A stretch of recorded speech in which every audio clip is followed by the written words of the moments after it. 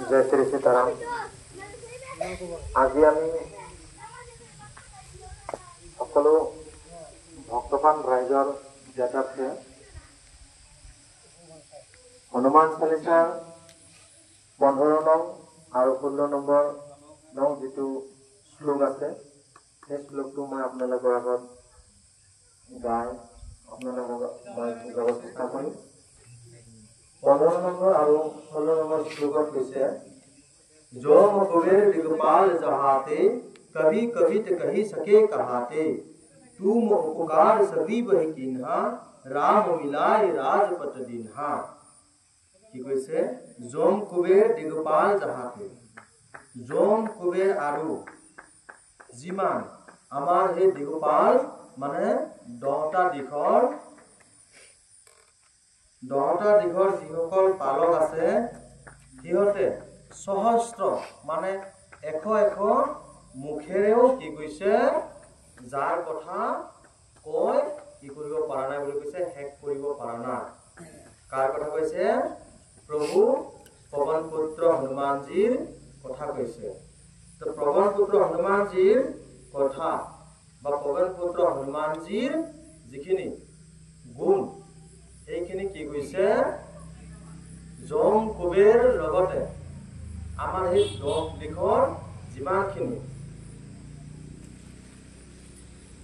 পতি আছে মানে মালিক আছে 10টা দিশৰ মালিক আছে সিহঁতেও হনুমানজীৰ কথা কয় কি কৰিব পৰা নাই, এক কৰিব পৰা নাই বুলি কৈছে। তাৰ পিছত কি কৈছে? কবি কবি তে কহি সকে কহাতে।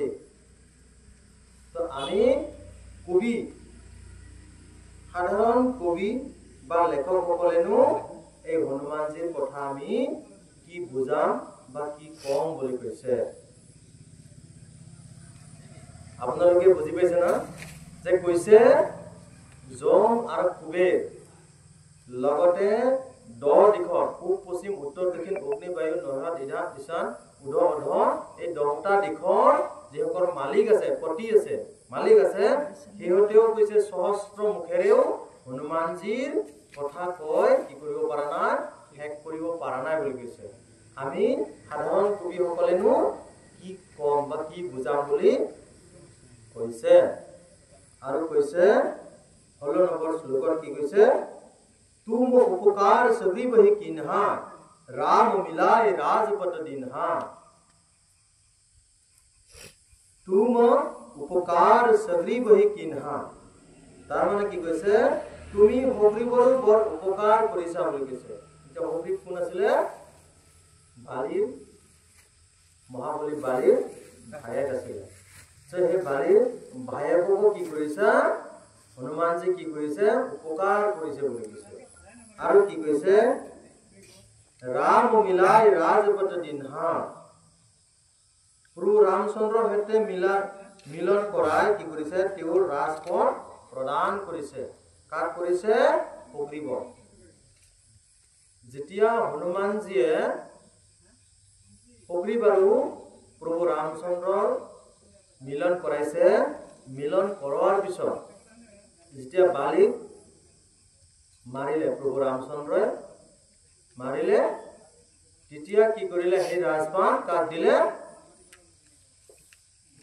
হগ্ৰীৱক দিলে।